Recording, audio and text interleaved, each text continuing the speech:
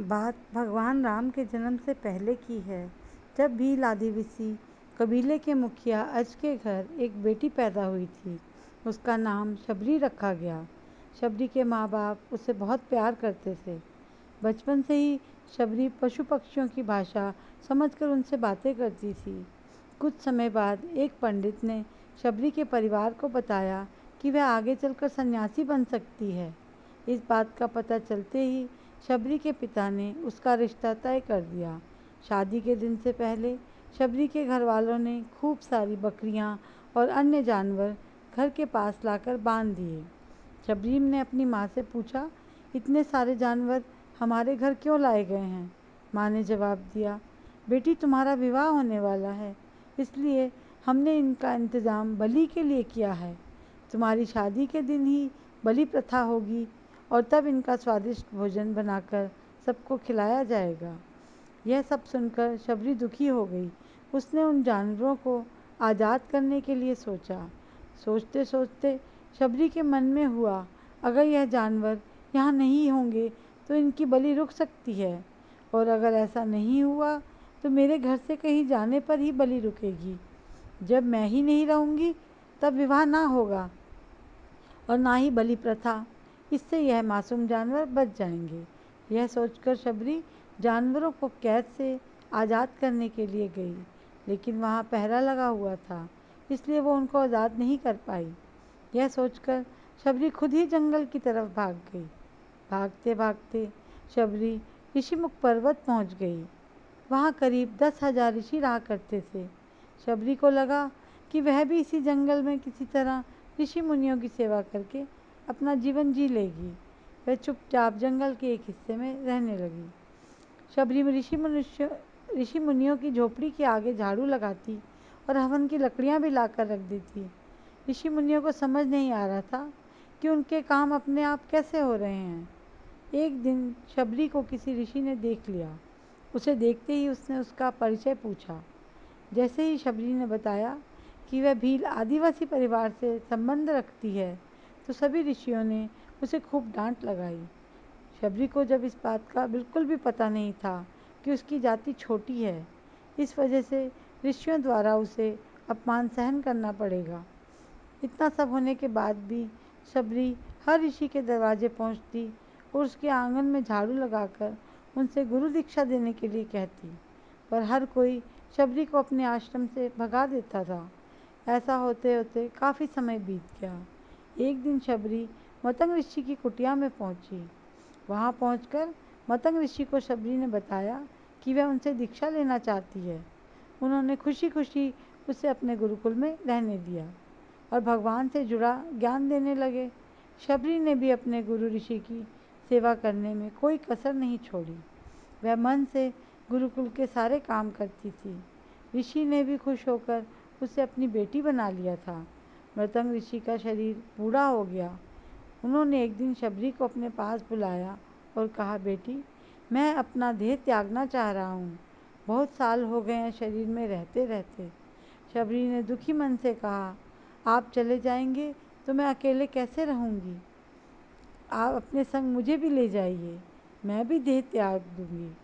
मतंग ऋषि ने जवाब दिया, बेटी, तुम्हें चिंता करने की ज़रूरत नहीं है। राम तुम्हारी चिंता करेंगे और ध्यान भी रखेंगे। शबरी ने राम का नाम सुनने के बाद पूछा, वह कौन है और उन्हें मैं किस तरह से ढूंढूंगी? ऋषि ने बताया, राम कोई और नहीं, भगवान हैं। वह तुम्हारे अच्छे कर्मों का फल तुम्हें ज़रूर देंगे और तुम्हें उन्हें ढूंढने की कोई ज़रूरत नहीं है।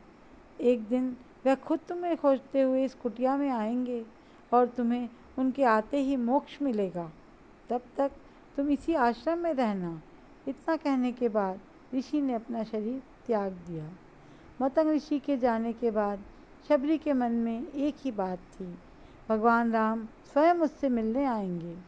वे रोज़ भगवान राम से मिलने के लिए बाग से अच्छे अच्छे फूल लाकर पूरा आश्रम सजाती और भगवान के लिए बेर लेकर आती है।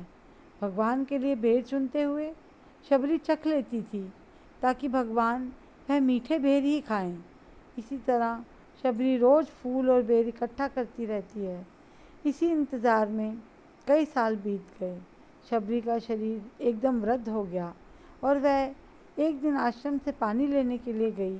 तभी एक ऋषि ने अछूत कहते हुए उसे वहाँ से भागने के लिए कहा और एक पत्थर उसे मार दिया। वह पत्थर जब शबरी को लगा तो उसके चोट लगी और खून बहने लगा। बहते हुए खून की एक बूंद उसी तालाब में गिर गई, जिसके कारण तालाब का सारा पानी लाल हो गया। यह सब देखकर ऋषि ने शबरी को ही डांटा कि तुम्हारी वजह से यह पानी खराब हो गया। अब ऋषि रोज उस पानी को साफ करने के लिए अपनी सभी विधियों का प्रयोग करा, लेकिन तालाब का पानी साफ नहीं हुआ।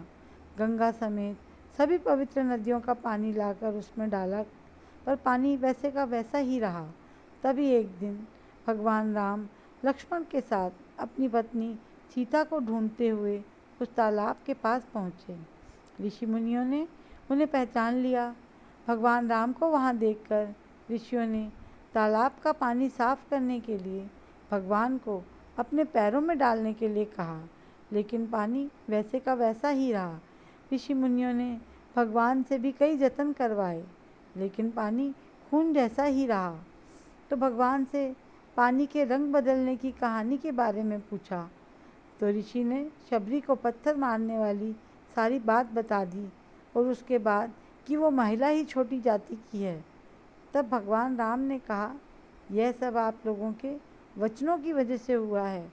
ऐसे शब्द बोलकर आप लोगों ने उसे ही नहीं बल्कि मेरे दिल को घायल किया है।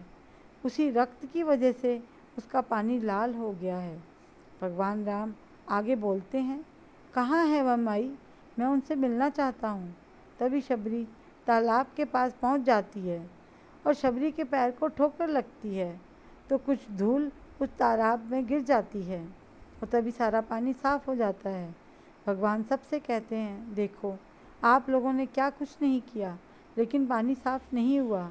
एक बार उनके पैर की थोड़ी सी धूल ही पड़ी है, पानी साफ हो गया। भगवान राम को शबरी पहचान चुकी थी। उन्हें प्रणाम करके शबरी ने कहा, भगवान आप मेरी कुटिया में चलिए। भगवान खुशी खुशी शबरी के साथ चल दिए। शबरी ने फूलों से भगवान राम का स्वागत किया और सीधे बाग से बेर तोड़ कर लाई और बेर चख चख कर उन्होंने बड़े ही प्यार से भगवान राम और उनके भाई लक्ष्मण को दिए। भगवान राम ने बेरों को प्यार से खाना शुरू किया, लेकिन लक्ष्मण ने मुंह बनाते हुए कहा, भैया यह झूठे हैं, इन्हें आप कैसे खा सकते हैं। भगवान ने जवाब दिया, लक्ष्मण झूठे नहीं हैं बल्कि बहुत मीठे हैं। हम सबके लिए यह बहुत प्यार से तोड़कर लाई है। इतना कहकर भगवान राम प्यार से बेरों को खाने लगे। भगवान ने माता से कहा, आप मुझसे जो चाहे वह मांग सकती हैं। तो शबरी ने कहा, मतंग ऋषि के कहने पर मैं आज तक सिर्फ आपके दर्शन करने के लिए जी रही थी। अब आप मुझे मोक्ष प्रदान कीजिए, मैं अपना शरीर आपके सामने ही त्याग दूंगी। उसी वक्त शबरी ने अपना शरीर त्याग दिया। भगवान राम ने अपने हाथों से उनका अंतिम संस्कार किया और सीता माँ की खोज में आगे बढ़ गए। इस तरह से ऋषि मतंग की बात सच साबित हुई। शबरी को भगवान के राम के दर्शन प्राप्त हुए और मोक्ष भी प्राप्त हुआ।